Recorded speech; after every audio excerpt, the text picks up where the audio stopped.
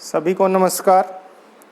पाठ संसाधन और विकास में आज हम बात करेंगे मृदा अपरदन पर। मृदा अपरदन क्या होता है और मृदा अपरदन किस कारण से होते हैं, इस पर आज हम चर्चा करेंगे। तो सबसे पहले मृदा अपरदन, जब भारी वर्षा या तेज पवन मिट्टी को अधिक मात्रा में घोलकर अपने साथ बहा ले जाते हैं, जिसके कारण मिट्टी की ऊपरी परत या मिट्टी का बहुत ज़्यादा जो है कटाव हो जाता है या उपजाऊ तत्व नष्ट हो जाते हैं, तो उसको मृदा अपरदन कहा जाता है। कई बार ऐसा होता है कि बहुत तेज़ बारिश के कारण या तेज़ तूफान के कारण मृदा का जो ऊपरी सतह है उसमें कटाव आ जाता है या ऊपरी सतह नष्ट हो जाती है, तो उसको जो है मृदा अपरदन का नाम दिया जाता है। जैसे भूमि का किसी हिस्से का जो है कटाव हो जाना भी मृदा अपरदन कहलाता है और इसके विभिन्न कारण हो सकते हैं।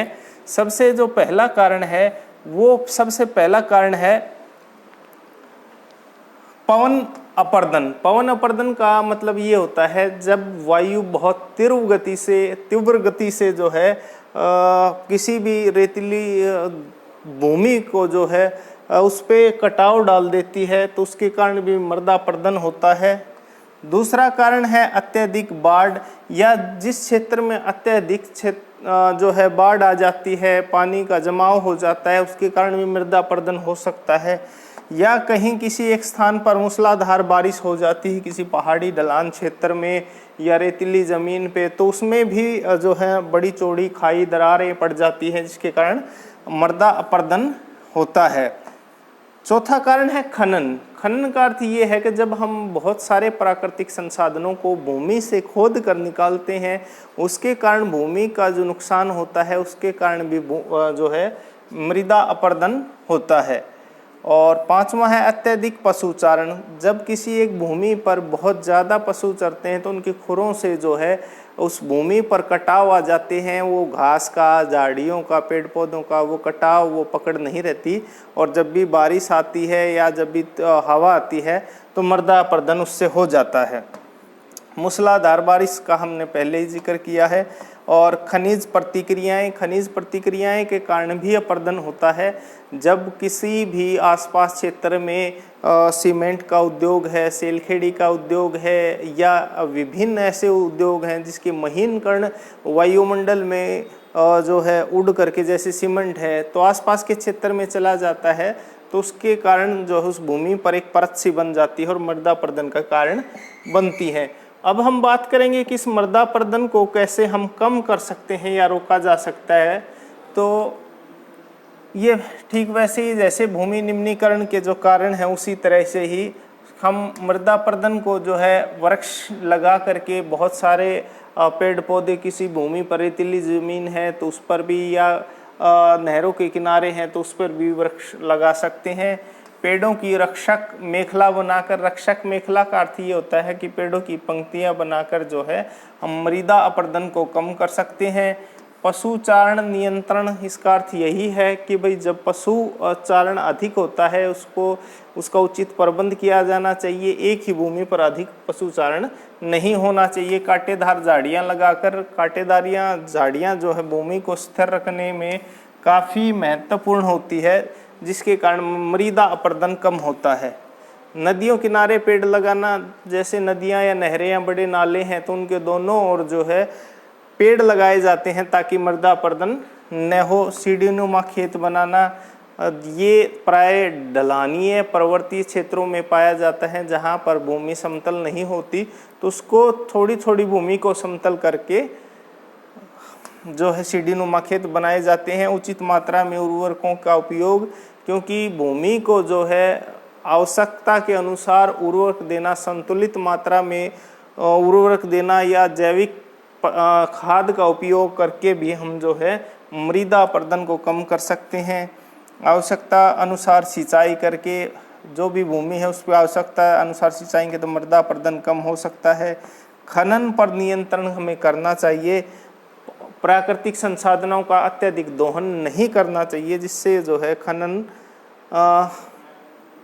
कम हो और भूमि अपरदन को नियंत्रित किया जा सके, और जितने भी उद्योग हैं, मेले हैं, उनका जो कचरा है वो उसका अपशिष्ट पदार्थ जो निकलते हैं उनका उचित प्रबंधन किया जाना चाहिए ताकि मृदा अपरदन को रोका जा सकते। अब हम बात करते हैं कि भारत का जो प्रारूप है भूमि का, उस पे कितने क्षेत्र पर कृषि की जाती है, कितने क्षेत्र पर जो है वन है, कितने क्षेत्र जो है बंजर है, तो उस पर एक एनालिसिस करते हैं। तो सबसे पहले हमारे देश में वन है 23.3%। राष्ट्रीय वन नीति जो है नीति 1952 के अनुसार 33% भाग पर जो है वन होने चाहिए, लेकिन हमारे देश में केवल 23.3% भाग जो है, ये जो भाग है ये ब्लू ये वन क्षेत्र है।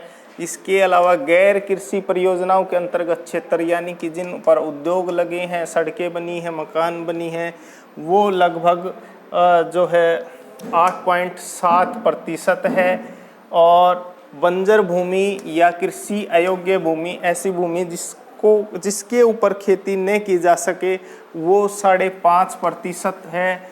और इसके अलावा गोचर भूमि, जिस पे गोचरण के लिए विशेष प्रबंधन किया गया है, तो वो जो है 3.3% रखा गया है। और इसके अलावा जो है विभिन्न क्षेत्रों के विभिन्न जो क्षेत्र हैं जहाँ छोटे वन हैं, वो लगभग 1% है। कृषि योग्य बंजर भूमि कभी खेती हो जाती है, कभी नहीं हो पाती, तो कभी कभार होती है, वो लगभग 4% है। और प्रति भूमि, जिसके अर्थ जिसे पुरातन भूमि है, रिजर्व रखी गई है, लगभग 3.6% है। और सबसे इम्पोर्टेंट है कि भारत में शुद्ध बोया गया क्षेत्र लगभग 46% है। जिस पे शुद्ध बोया गया क्षेत्र वो होता है कि एक वर्ष में जितनी भूमि पर फसल जो उगाई जाती है उसको शुद्ध बोया गया क्षेत्र कहा जाता है। अब बात करते हैं महत्वपूर्ण शब्दावली पर। राष्ट्रीय वन नीति घोषित हुई थी 1952 में, और इसके अनुसार देश में 33% भाग पर वन होने चाहिए। रियो डी जेनेरियो और पृथ्वी सम्मेलन हुआ था 1952 में, इसको प्रथम पृथ्वी सम्मेलन के नाम से भी जानते हैं। ये ब्राज़ील में हुआ था, जिसकी राजधानी रियो डी जेनेरियो वहाँ पे हुआ था। और भारत में खेती की जाती लगभग 54% भाग पर।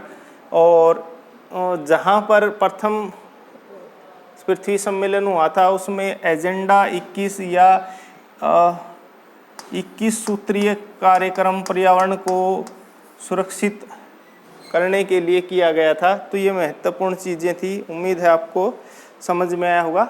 Thank you.